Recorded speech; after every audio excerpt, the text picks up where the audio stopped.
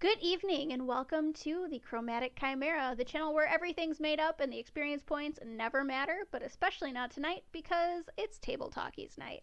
And here with me, I have Tim of Staff and Branch, and I'm so excited to talk to you because I'm holding one of your boxes in my hand right now. So thank you so much for being here with me tonight.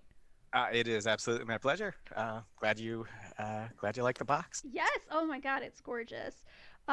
So before we get into it, and I'm just gonna keep feeling it and talking about it for like the whole time. But before we get into that, um, can you tell me how you got into like nerdy stuff? Like, what was your gateway into all this nerd stuff that led you into making dice boxes? Right. I think where so I'm a little bit older than a lot of people. So I think I was in fifth grade when Next Generation came out, Mm. and I started watching that and really liked it. Um, but I played sports as a kid, and then but never really fit in exactly. So it didn't always feel right. And then my sophomore year in high school, I I got into a play and met a whole another group of friends.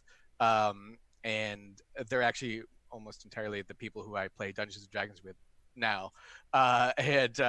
And so like they were really great friends um, and like Star Trek started coming up and always loved Star Wars, but in terms of Dungeons and Dragons specifically, it wasn't until college that I started playing a little bit of 3.5. Mm. Um, but very much so, my college, I, I'm what you would call a late bloomer, I think, is fair to say. I have college and then I have college part two. My total college experience spanned probably about 8.5 years. And I never graduated. But I had a lot of great experiences, and I wouldn't change anything. But one thing we did, we would roll up characters, we would play maybe once, and then we would never get around to playing again. Um, and then I graduated and moved. I lived in Michigan all my life, and then um, in 2006 I moved out to Massachusetts, where I live now, and it was uh, so I've been out here and missing people, and then you get older and you have kids, and then you don't see anyone anymore because they have kids and they're living in Oregon and they're living in Michigan and they're living all over the place. Um, and about 2.5 years ago, just before Christmas, um, one of my good buddies texted me a picture of his daughter, and she had all of his old D&D stuff out. And at that point, I had been like I make furniture. Mm. I'd made furniture for about 10 years, and I started listening to podcasts while I was making furniture. And I got into the Adventure Zone, and I was getting into at the time it was called Drunks and Dragons. I think it's called Greetings Adventurers now. So I was listening to these D&D things, and he texted this picture. I was like, we got to play. Uh, and so I worked really hard learning all about Roll20 and like how to do all the macros and how to Mm.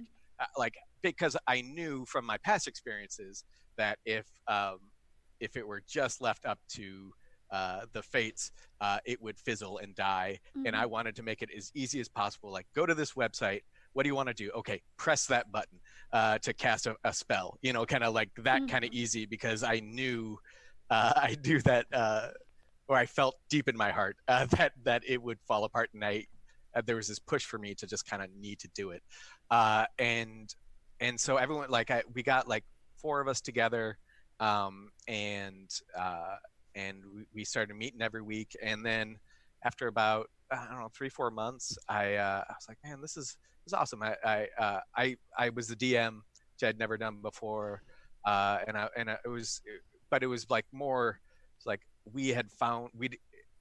we rediscovered how to hang out and be friends again, as opposed to uh, when like you call every 6 months and you have this totally intense hour-and-a-half conversation that is not indicative, like, those kind of things come up as in a friendship, Yeah. but like it doesn't look like what your friendship looked like, Yeah.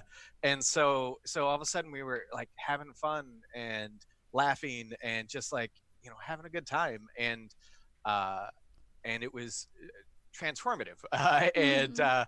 And I was like, I want to do something for these guys. So at that point, I've been making furniture, and uh, I was like, I know, I'll make them some dice boxes.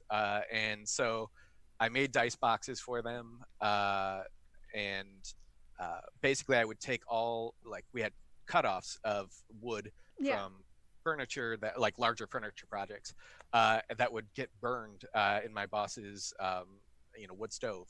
Mhm. um, and but like he wouldn't burn it all, and we'd throw a lot of it away, or whatever, recycle, or put it in the chipper or something. So I started taking small pieces that I could use, and that's kind of how I started doing it. And I started, they were just wood at first, Mhm. and then I don't know, about 9 months ago, a year ago, I started doing a little bit more with epoxy, uh, and uh, and yeah, and like, so I sent, anyway, I sent out the boxes to my friends. Uh, they like them. One of them lives in Seattle, Uh-huh. uh, and he had a bunch of coworkers whose spouses worked at Wizards of the Coast, and they're like, my husband or my wife would really like one of these. So I made a few of them for them, and I was like, you know what, this is a good side gig. I'll see about doing something on Etsy. Um, and so I started doing it on Etsy, and that's kind of how I started doing this thing a little bit more seriously. Yeah. I mean, I'm actually very curious because when I first looked at it and I noticed, obviously the first thing you notice is the colorful epoxy design. Um, I at first I thought it was just like laid on top, like you had just like put a little divot in there and just filled Right. the divot, but it's like all the way through. Like, Yeah. can you see So it on both sides? How do you get that shape between the two and I start make off that with a work? yeah, yeah. So I start off with a 5x5 blank Okay. square. It's about 2 inches thick, Mm-hmm. and then I cut the top off of that so that the grain matches on the side Mm-hmm. and the top, and and then from there I will. So now I have like probably about a 3/4 inch thick piece that is 5x5, and I Mm-hmm. draw a shape, in your case, that, like, some kind of channel that I cut, Yeah. and I cut that out with a bandsaw, Okay.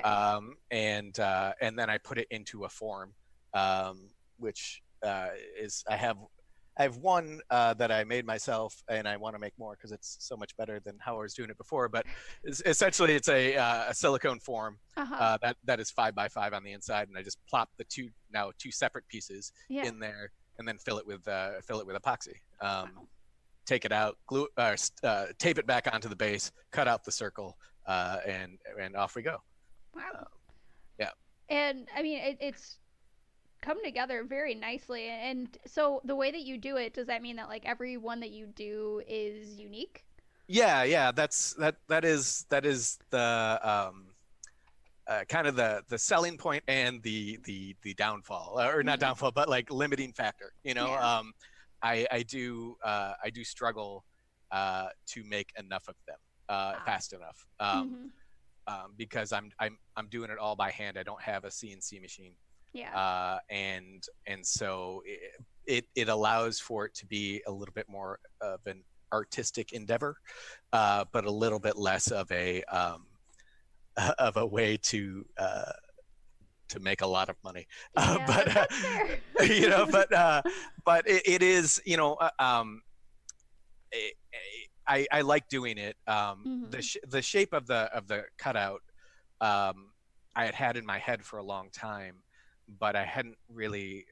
I couldn't figure out how to incorporate it into a piece of furniture.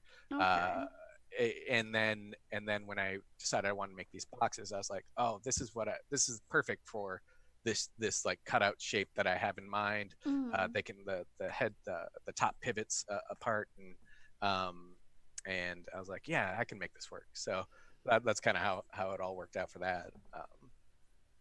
But So when did you start, and like how did you get into to woodworking and furniture making? so when I moved out to Massachusetts, I Mm-hmm. moved out. My wife and I had been married for about a year, Okay. and we moved into her parents had a mother-in-law apartment out in, Uh-huh. and it was just basically a separate little entrance and kitchen and bath, and like a separate little apartment. Yeah. And we were both writing books, and so uh, I was writing a fantasy novel, and she was working on her novel, and it was great, but also very lonely. Mm. So I needed a hobby, um, and so I said, I know, I'll make my own speakers and save a lot of money because speakers are expensive. But so is woodworking, um, and so it's been probably I've spent way more money than I would have saved, but I also discovered that I really liked it. Uh-huh. And then there's a woodworking school, more for like cabinetry and things, Yeah. that happened to be like 10 minutes down the road. And so I was like, maybe I'll try that out, and did that. And then after that, I got an apprenticeship with a furniture maker. And then after that, I worked at a kitchen store for 2 years. And then the guy who ran the school emailed me out of the blue and was like, look, this guy's moving from Brooklyn, and he makes beautiful furniture. I think he's looking for someone who kind of knows what they're doing, but doesn't like, basically didn't want to pay someone a lot of money, like who has been doing it for years, which Yeah. is great for me because I had Mm-hmm. so much to learn, and he was very patient. And so I worked for him for like 8 years, and it was a really great experience, and I learned a ton, and made things that I absolutely love, and kind of made me really appreciate the the whole woodworking life, I guess. It just um, it is it is very satisfying, but also very rewarding and challenging. You're constantly working through problems that you may not have foreseen, and wood is finicky. It moves and it cracks, and you have to figure out how to mitigate that. So. I feel like when it comes to woodworking, you have to be both an artist and an engineer. Mhm. It's actually you're absolutely. I think you're right, and I think what appeals to me about woodworking, and furniture making and all that stuff is that it does tend to draw a more artistic soul, Mm-hmm. and as opposed to um, which for me is more in line with what I tend to gravitate towards. So Mm-hmm. because you're right, there's a lot of craftsmanship, and there's a lot of attention to detail, but then there's also just a lot of like, trying to find the beauty in wood, um, and that's exciting to me as well. So yeah, I agree. There's a lot that goes into it, but the biggest thing I learned is half of woodworking is figuring out how to fix your mistakes so that no one knows that you made them, because that seems to be uh, the most important thing for me, at least. So. Yeah, I can understand that. I spend most of my life trying to like make my mistakes look like they were on purpose. Right. Yep. Yeah. I mean, that's like, it's funny. Like you sometimes you like go to like woodworking shows, Yeah. things like that, and like woodworkers are almost like, it's like, hey, check this out, and like, check this out, see how much I messed up, like, and they're kind of like almost proud that like they were able to figure out a way to fix how badly they messed up. uh, and I've had some winners myself, to be sure. Uh, but but yeah, so uh, that's kind of how I got into woodworking. That's how I mean, I love wood, in a way that as I said, I was a late bloomer. Mm-hmm. No interest in woodworking up until I was like 35, kind of thing, 30, 33, 32, so in that range, like, Mm-hmm. just had no idea what it was, couldn't tell you anything about it. And then started doing it and was like, oh, and as I said, I was in college for a long time Mhm. without a degree, and most of that was because I had no idea what I was going to do with that degree. It's just Mhm. like I don't, I didn't have anything. I didn't have any kind of direction. So woodworking definitely kind of gave me a purpose in a way that I had not had previously. And I think that's really important for a lot of people to hear, especially younger people, because college isn't the best path for everybody. Sometimes the best path is something where you go to like trade school Right. and you do something I through mean, that. Like, don't get me wrong. I had a blast. oh yeah, I mean, college is lots of fun. College is a it, great time. probably too much fun, but it was like I very vehemently believe that Mhm. I was not the right place for me. Mhm. I But it was, you know, it was what everyone was doing, and it was what seemed like the right thing to do. But Yeah. it's what can you? It is what it is. As I said, I wouldn't change anything. I met my wife because Mhm. I was in college. I I learned. I was a religious studies major. It gave me a very deep appreciation of different cultures in a way that I wouldn't necessarily have had had I not. Um, I mean, it's not like it like opened up my eyes, but Yeah. it like I appreciate uh, some of those nuances in a way that I would not have Mhm. without college. So it wasn't without its value, um, but but it was still It's not what lit probably the spark in you. no that took a few more years to figure out. Mhm. But but yeah, it's good though. Um, Yeah. And uh, so at this point you've been doing woodworking for how long? about 10 years. 2000. Well, I guess with breaks and stuff, yeah, about 10 years. Yep. Wow. Yeah. Uh, and like I said, it didn't start till a little bit later. And I'm terrible with dates. The only reason I Oh. remember it is because I remember voting for Obama uh, when I was in woodworking school, and showing up late that day and getting in a little bit of trouble for being late.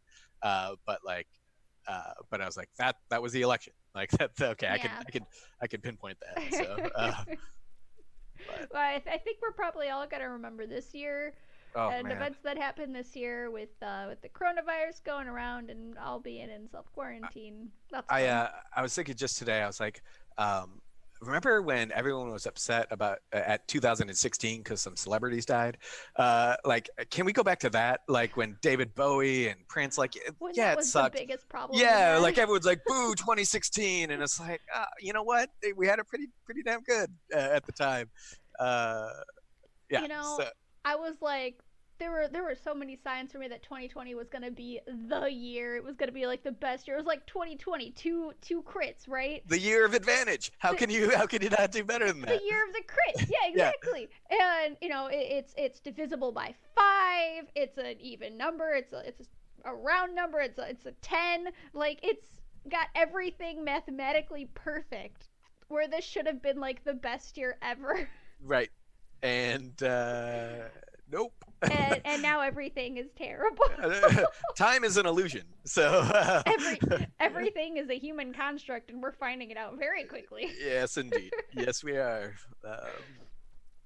It's a wild ride. Yeah. Um, I mean, I don't know. I don't know for you. For me, I am very lucky in that I can work from home. Mhm. I am,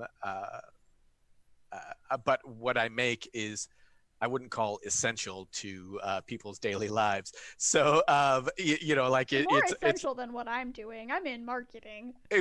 but you know what I mean? It's you, like I am making a very niche product Yeah. for, and it's always like, it's the artist dilemma of like, is this the way to go or is it, whatever. Yeah. And anyway, it's a wild time out there. I hope Mhm. everyone takes care of themselves.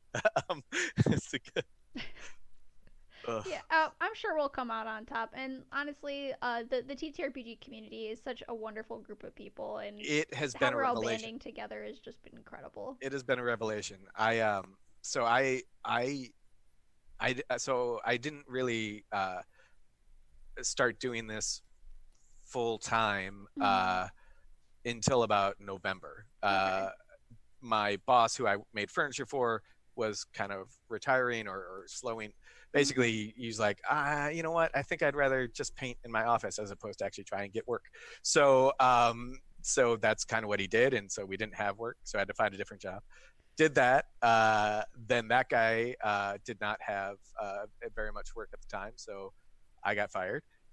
Started looking for different jobs, and meanwhile, I had this kind of side gig of making these boxes, Yeah. um, and uh, and so it was. Uh, I was like kind of spending more time doing that because I didn't have anything else to do, and then and I was on Twitter, but I wasn't on Twitter. You know, I was Yeah. like, I was mostly on Instagram and things like that, and it was great, but like, uh, you know, it's just really hard to get noticed doing anything. And then I was like, you know what, if I'm this is what I'm doing, I should probably put a little bit more effort into Twitter as well. So I started doing that, and when I started doing that, uh, I like, you know, it's kind of like throwing darts in you know, blindfolded, Mm-hmm. uh, and I was really lucky. Some really wonderful people picked me up. Uh, a Greenleaf Geek who just launched her Kickstarter today. Yeah. She is a wonderful woman, and um, was very kind in retweeting some of my work, and I um, started getting some folks following me and look uh, you know, just a little bit more interest in it. And then I ran a giveaway around Christmas. uh, Actually, I ran like three giveaways. I was part of like three different things, Mm-hmm. um, but but the giveaway, like, all of a sudden I went from like 400 to like 2,500 followers, and I was like totally overwhelmed. But it it allowed me to kind of actually do this in a way Mm-hmm. that because I have a wife who also makes money. Um, we're like, we, you know, talked about it and figured it out, and we're like, yeah, we can see how this goes. And it is almost entirely because of the online uh, tabletop role playing community. Uh, um, Another shout out to em Geosia, uh, who is was another person who just really um, was kind of a champion of these boxes that I've been uh making, and like just kind of putting them on their Instagram and on Twitter. And it's just like, uh, I don't know, you need people to kind of kind of help you get noticed, and that's what this community is. Yeah. I see all the time, and 100%.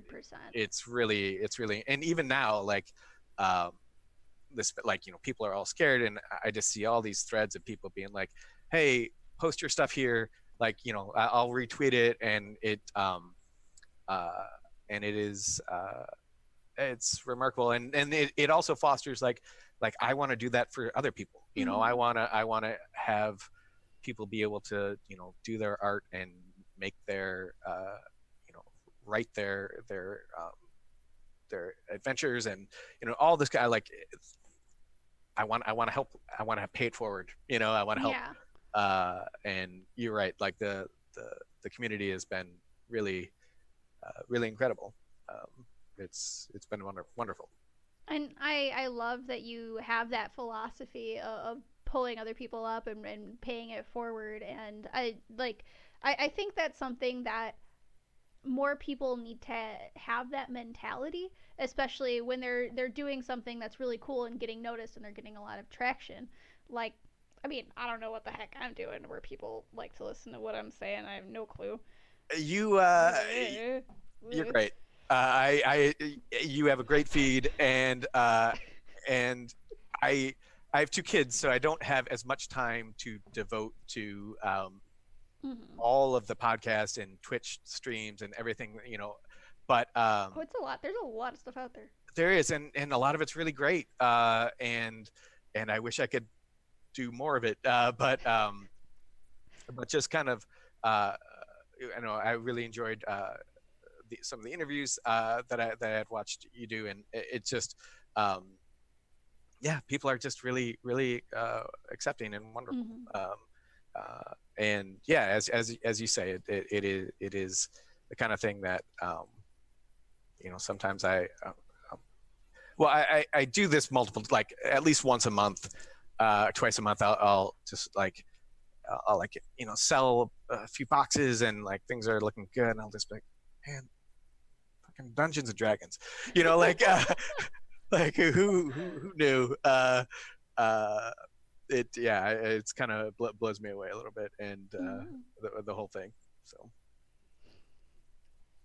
But like I said, I love that you're doing what you can to lift other people up and bring other people together, because that's definitely what we need right now. yep, Like less than a year ago, I had 38 followers, and now I have like 5,000 something. I don't know. it's crazy. It's It's crazy. did you get have like a moment of like a mild panic attack when like Yes, all of a sudden it all the happened to me time. too. I was like right after Christmas, I was running this giveaway. All of a sudden, I had this influx of followers, Hmm. and it was right after Christmas, so my shop was completely empty. Yeah. So I had like all of these people who were like, oh man, I love this box because I was running this giveaway, and they're like, what, wait, I don't see anything in your shop. What's going on? I'm like, I don't know. I did not.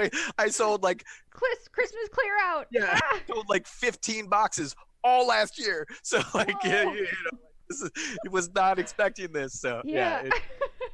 it was, and then I was just like, like just getting a little bit nervous and Oh uh, yeah.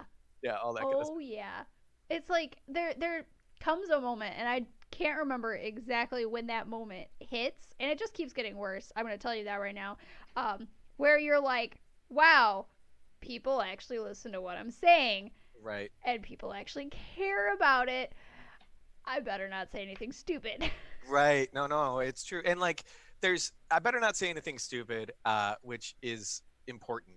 Uh but there's also like the for me, um because I'm not just me, I'm like this like thing, this company, I guess. I don't even know. I don't know. I don't understand how it works. You're But a brand, I I guess I hate it. I hate it though. suppose. I really don't like it. And I don't. And I'm not like I've spent 10 years learning how to make furniture and learning how to Yeah. make these boxes. I've spent 3 months figuring out how to be a business, and I'm much better at one than the other. Uh, but uh, um, but like I do like there are things I feel very strongly about, but like things that you feel strongly about, like what I found on Twitter is someone always feels more strongly than you do about something, uh, and I am not willing to have a fight with someone I don't know about a That's a lot of those good things. way to put it. Uh, and so like it's like yeah, I don't want to say anything stupid, but I also don't necessarily want to say anything, Mm. because like unless it needs to be said, like there Mhm. are times that it's worth sticking your neck out there, but it's also like if you do it, you have to do it with the understanding that like that you are sticking your neck out there and that it's going to have is this worth it? Okay, it is. Mhm. Let's go forward with our eyes wide open. I guess so. So, back on the topic of woodworking and epoxy and stuff. Hmm. So, I just before all this craziness went down, and I was feeling pretty good about my money and society as a whole. Hmm. Um, I ordered some dice molds, and Hmm. I need to buy some epoxy to fill them with and try Right. out. So, do you use a pressure pot for I your? don't because for a Really? couple of Because reasons. there's like no bubbles. Yeah, well, a couple things. One, if you're using like so that the box I sent you Yeah. is with purple mica powder. Yeah. Mica powder is going to be more forgiving because Okay. it's not translucent. Yeah. So you're not going to be able to see the light through the bubbles. Hmm. Second, light doesn't hit my boxes from all directions like it does like it does a Yeah. die. So uh, you're only going to get the light coming from it at the top. Yeah. Um, Now there are some that I do where I'll do like a thin layer and then like do clear over top of it. Hmm. And I'll get some bubbles in that. But I don't have a pressure pot because it doesn't, like, I have to make too many of them Yeah. and they're And too I big. really don't know how it would interact with the wood. Right. Well, the only thing I could see it happening is it causing it to kind of impregnate into the pores of the wood, Oh, so that uh-huh. like the color then, and that's happened to me when I've tried sanding because like the wood has a kind of a curve Mhm. out of the top, and Mhm. that I sand out, and if I do that too soon, the epoxy heats up again and gets a little gummy, and then Oh. that gets jammed into the pores, and then it's happened to me a couple times. When I've been either rushed or a little impatient. But And the, is there a way to salvage that, or is that just like you gotta scrap it? I mean, the salvage in that, like, either I'll reduce the price on it, or like I just sent a dice tower and tray to a woman who like posted something like in like back in February, like Mhm. beginning of February and January, like she's running a D&D club Mhm. for her high school, I believe, and she had commissioned someone to make a logo for them, and they took her money and took off. And she was like, "Does anyone know? Like, the kids are so excited." And I was like, "I don't know anything about logos, but how about I send you this, and I can send you a dice tower and tray." Um, and so but then I also had had a convention before Mhm. all conventions were shut down, and that was in February. So I was trying to get enough stock together, um, and so I kind of just finished that now, Mhm. and I sent her one of these dice boxes that was like imperfect because I was like, she's not paying for it, and it's like basically I want to figure out a way to give more of these things away, and or I don't know, it makes me I'm not wholly comfortable being a capitalist. So You uh, know what? That is entirely fair. it is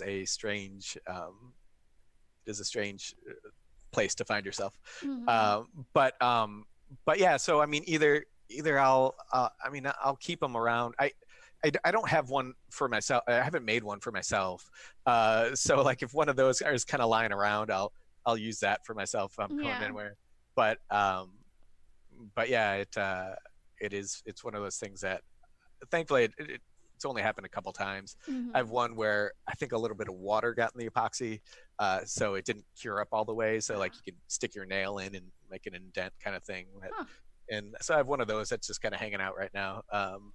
And So yeah, I mean, these things happen, Mhm. but what I do in for the excuse me, I'm sorry. What I do in terms of the bubbles, Mhm. instead of a pressure pot, I basically make a crude double boiler. Um, when I'm mixing the epoxy together, Okay. uh, I use like the hottest tap water I can. Yeah. Put it in my Dixie cup that I'm using to mix. Uh, put my Dixie cup in that water and mix it, and the heat forces the bubbles Oh. or to bubble less, and then and if I'm careful while I'm stirring, I can get a very good result, especially for what I'm doing. Mhm. For dice makers who tend to be a little bit because of the way dice are, you have to be a little bit pickier about that kind of thing. Uh, they might be it might not be acceptable for what they're doing, but for me it works out pretty well. Um, yeah. Yeah. So I uh, mean, I it doesn't look like there's any bubbles on the one I have. right, I haven't seen any bubbles on the ones that you have on your shop, and right. I've taken pictures from them to put in the slideshow in the middle of Oh, the wonderful, thing. wonderful. Yeah, Um, yeah. but yeah, they look gorgeous. I mean, it's one of those I like because I have to like I sand it as well. Like part Yeah. because I put that concave kind of thing in Yeah. the top. Um, I don't always know what I'm gonna get Yeah. after I Well, kind of pour like a the. coffee bean. Yeah, yeah, and so because I'm sanding it down, it usually take about like the middle is usually about a, I don't know, quarter of an inch to 3/8 of an inch lower than the outside edge. Yeah. And because I'm doing that, when I sand it, it's kind of a guessing game as far as what you're actually going to get, Mm-hmm. because when I take it out of the mold, it looks one way, but I'm sanding a lot of that away, so Yeah. I don't know necessarily what's underneath the surface until I sand it Mm-hmm. away. Um, and sometimes that works out really really well, and sometimes it's like, well, someone might like it, but yeah, so that's kind of. So, out of everything you've made, including your boxes, what has been your favorite wood piece that you've made or that you've had to work on? So I furniture. Um, there's there have been a handful of. I made this wet bar out of wenge, which is a really dark wood, Mm-hmm. um, and patinaed brass and antique mirror combat, and it. Uh, I could send you a picture of it if you're interested, but I mean, That it's hard sounds to really describe. cool. It is. I mean, it was really beautiful, and it was ridiculous, uh, because it was just a wet bar, but it was absolutely gorgeous.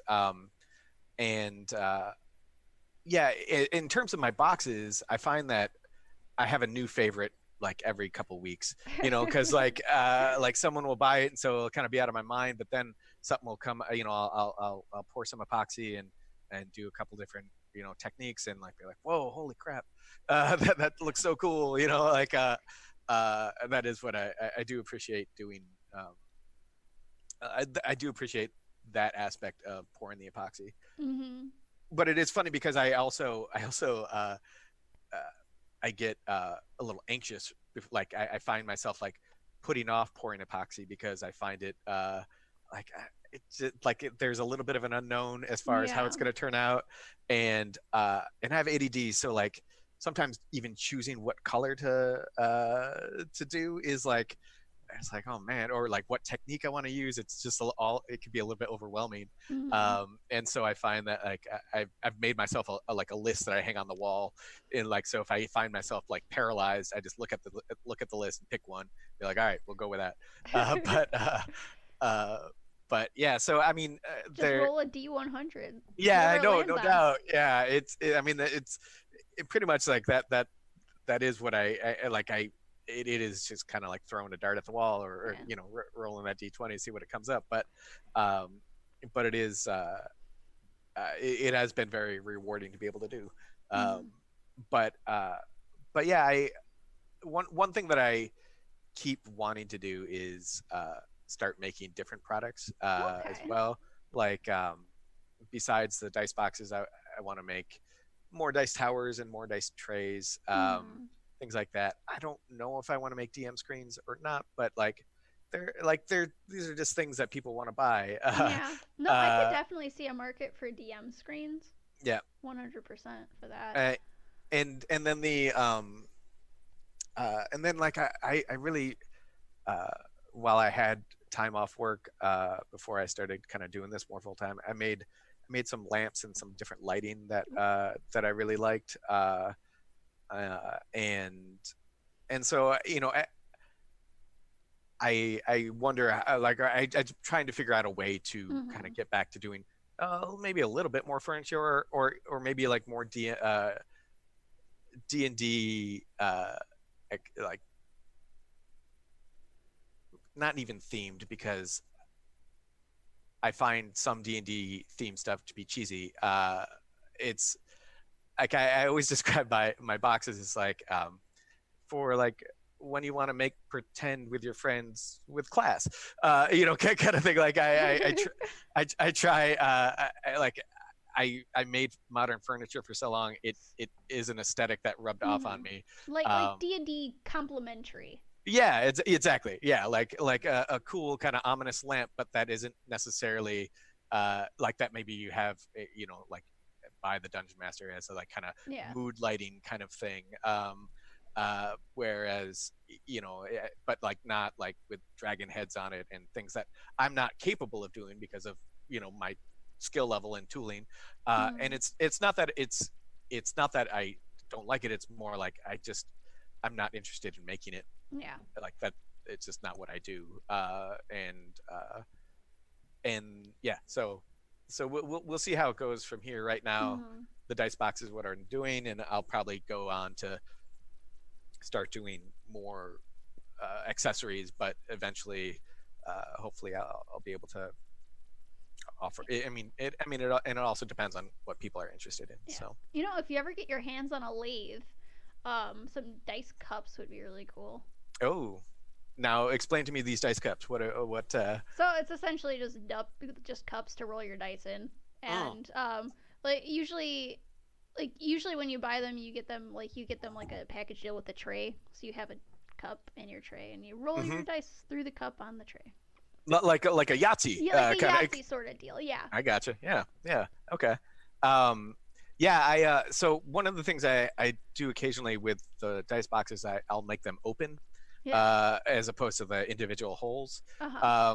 And they that way they can hold like I think 3 sets of dice, but also like double as like a mini little rolling tray Yeah. if you're like cramped for space. Um, but uh, but yeah, that's I usually only do that on upon request, just because Mm-hmm. they tend to sit around a little bit longer than the others. So So, speaking of upon request, do you take like personalized commissions for these boxes? yes and no, Okay. to a point. So yes, I will absolutely if someone's interested. So, what would be the things that people could request? Would it be like, I want this out of a certain wood, I want this epoxy a certain color? Yeah, and the wood thing is something that I'm struggling with. Okay. In that, um, there are a lot of exotic woods Mm-hmm. that people really like because they're beautiful. Yeah. I don't, even if they are claimed to be sustainably harvested, um, I don't always trust that because I've Mm. seen what that means Yeah. on the furniture end, and I don't like that. And there are a lot of really beautiful woods in the United States that I know are sustainably harvested. And so I like up until like I have some uh, boxes that I've made out of Wenge that I bought within the last, I don't know, 2 months. Um, and I felt I don't like doing it because they're more expensive, because the Mm. wood is more expensive. But also so like it's basically like, yes, you can ask for a wood. I need to kind of solidify how I feel about like what kind of wood I'm willing to offer. Mm-hmm. Um, uh, and then as far as epoxy, uh, colors and techniques, like I do a bunch of different kinds. So if you like, basically I'll say, if you see something you like or a style that you like, but maybe you want a different color of epoxy, please by all means Mm-hmm. uh, ask. And yes, so I will do that. The only caveat being is when I say yes and no, um, if I get over like I can get very overwhelmed in terms of like Mm. keeping things straight. So Yeah. like if I have more than 5 special orders going at a time, it's like all of a sudden that's too much. Yeah. I Oh. like yeah, I'll get back to you because it's just it's not. I I'm a guy in his basement working on these things. I'm the only one doing it, Mm. and so that I don't know if people always understand what, like, yes, I'm the only one making the product, but I'm also the only one on social media, and I'm the only one taking the pictures, and I'm the only one posting the stuff on Etsy, and Yeah. you know blah blah, it goes on, and I'm the only one shipping them, and so it takes a lot of time and special order keeping, like, I've not yet like forgotten someone's had a special order, but I can absolutely see a world where I forget someone has a special order, kind of thing. But Well, I that's a lot to juggle. Yeah, it is. It for me at least it is. Yeah. And I'm sure there are systems that I could employ that would make it a little bit easier. And I will, like, if I hope to do this in a way that is uh, a little bit more profitable or a little bit uh, more secure, I'll figure out that way. But I've been doing it since November, Mm-hmm. and I'm trying to figure it out, as I go. So it's still a work in progress. Yeah, I mean, November is not that long ago. No, no, it isn't. And like I said before, it was like I throw stuff up on Etsy. Mm-hmm. I do I do Instagram uh, posts. I would write little pieces of lore that I'd send with the boxes, and that was like that was just kind of the fun little thing I did. But it's just a little bit more involved now. Mm-hmm. So So, I mean, this is going to be a total wood nerd question. What is your favorite wood to work with? so couple Okay. walnut, black walnut is really like the way it smells when you cut it. And it's uh so pretty. it is, it's beautiful, and also it is what everyone wants. And like right now it's a very, like in the 90s cherry was everywhere, in the 80s it was oak, and right now it is walnut, and people really like walnut. And and then beyond that, the box I sent you is made out of sycamore, Oh, um, and it has like these cells in it, that like are like this kind of crazy grain pattern to it that. yeah, I can definitely see that grain pattern that you're talking about. How it's not very uniform. Right, yeah, and it's just kind of like, and that particular piece is all out of the sapwood. Oh. um, Most of the time, especially with the larger pieces, um, you get sap and heartwood, and the heartwood is like kind of this reddish kind of color, Mm-hmm. and it just kind of flows together really beautifully with the sapwood, and then you, depending on how it's cut. So if that is a piece of quarter sawn sycamore, Mm-hmm. uh, if it were flat sawn, it would have more of like those like cathedral-y kind of wood grain patterns that you'd see. But when you cut it quarter sawn, you get these kind of cellular structures that really pop in sycamore that I really like. So I mean, I very much enjoy the way that the grain looks on this. I honestly didn't notice it until you said something, but now that I'm looking, I definitely see that, and it kind of like changes and if color you look as on, you like turn it. right, yeah, and so if you look at the side of the box, Mm-hmm. you'll see kind of more like the cathedral-y things. So Yeah, the side of the box is more is like a flat sawn, and yeah. then the top of the box is that quarter sawn. It just because it's cut out in a circle, you kind of get all aspects of it. So uh, Okay. yeah, Well, that is the majority of my questions, so we excellent, can start to wrap up. wonderful. Um, I I don't know if you have any future projects coming up that you would like to talk about. Um, I know we kind of talked about a little bit like other stuff you want to bring to your shop. Yeah, I mean, I think if the the thing I will say is um,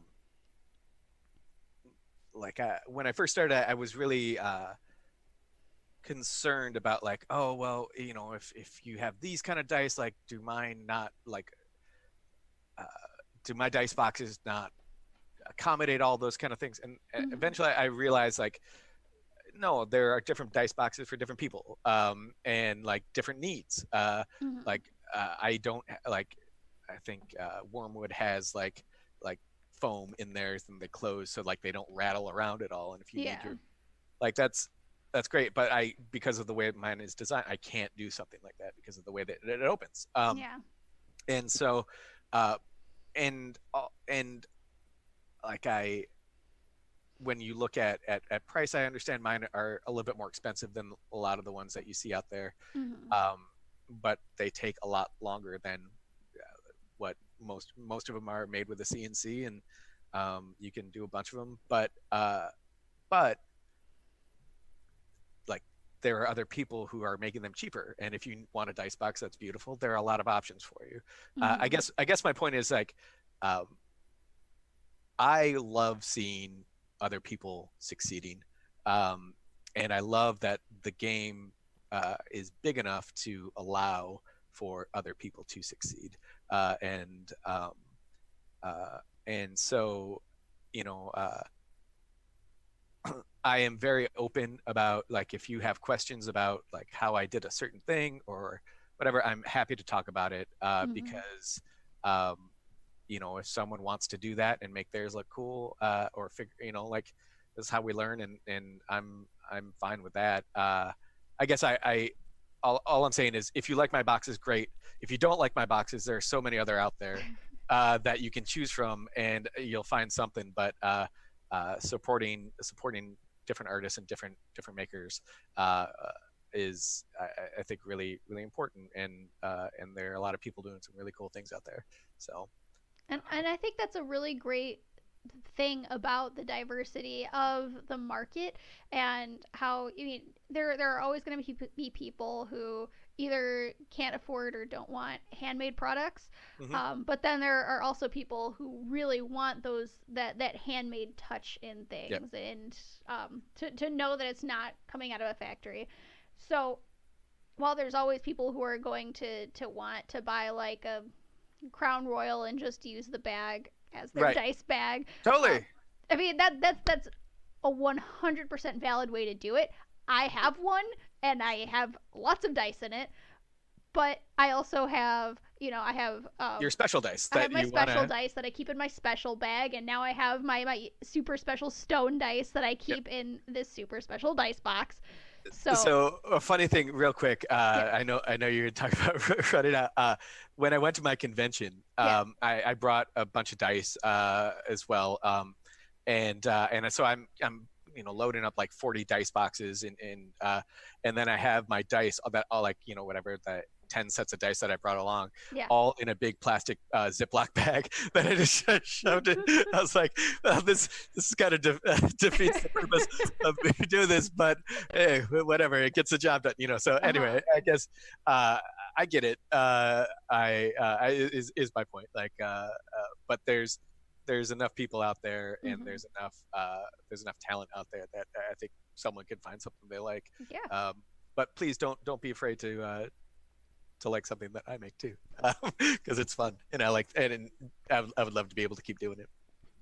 I hope you don't mind if I hit you up sometime to just talk about wood because it's like a childhood comfort thing for me. Oh man, so like my wife, uh, it in is less enthused about talking about wood, uh, and like I caught her one time as I was like started talking a little bit about wood, kind of giving me the eye roll, and it was the best because now I can hold that over her, but no. Basically, there aren't a lot of people who are into talking about wood in the same way that Hmm. I am. So anyone who wants to, I am more than happy to chat. So Yeah, please do hit me up whenever you want. definitely. Like I told you before we started, my grandfather was a woodworker, my uncle was a woodworker, and it's something that my dad does in his free time. So it's a family thing for Yeah, me. no, it's great. That's wonderful. That's really great. And last thing before we sign off, where can people find you? Are you going to any conventions that are hopefully not going to be canceled in the future? Where can people find you on the internet? So I am at branch staff on Twitter, and then on Instagram I am at staff and branch, um, and on Etsy my it is staff and branch, all one word, and then I guess I'm technically on Facebook, but it's basically just my Instagram feed. If you follow Instagram, you don't need to follow me on Facebook, but and then as far as conventions, so that convention I went to in February was the first one I'd ever done. First convention actually I'd ever been to. And it went very well. It was fun. And I was like, maybe I'll check out some for the summer. But I'm in a kind of wait and see pattern at this point. I mean, I think everyone is. So uh, you do we do what we can. But so I mean, ultimately, yes, I would like to do more conventions, Mhm. and ultimately, I'd like to figure out how to make more of these and spend a little bit of money on advertising and all that kind of stuff, so that more people can see them because I think they're pretty cool. I feel very lucky that I actually like some of the things that I make, which I know Mm-hmm. not everyone can say. So I appreciate that. I like them. So uh, yeah, thank you very much. This has been a lot of fun to chat. Yeah, thank you so much for coming on and talking to me, and thank you so much for sending me a prop to talk about. Absolutely. Oh my It goodness. seemed like the right thing to do. I'm Um, gonna I'm gonna treasure this. I'm so excited about it, honest. that's great. That's great. Show it to your friends. Oh yeah, I will. I will. Once I get like set up, I wasn't able to like take proper pictures of it, Mhm. but I'll pull out my camera and I'll take nice pictures of it.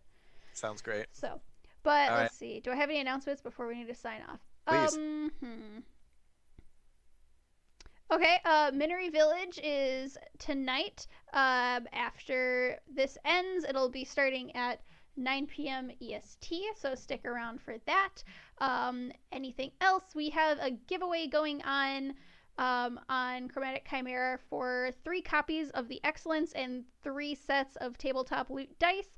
I think you just need to retweet it and follow to be entered to win, and winners will be announced on March 31st during our The Excellence stream. Oh, and CouchCon is a thing because of COVID-19 and everyone being inside and all the conventions being canceled. So on Saturday, April 4th and Sunday, April 5th, we will be hosting a 2-day event here and on the Wandering DM and on Heroes Without Limits and on Total Party Chill of events, panels, workshops, live streams, and just lots of fun hanging out and a virtual vendor hall.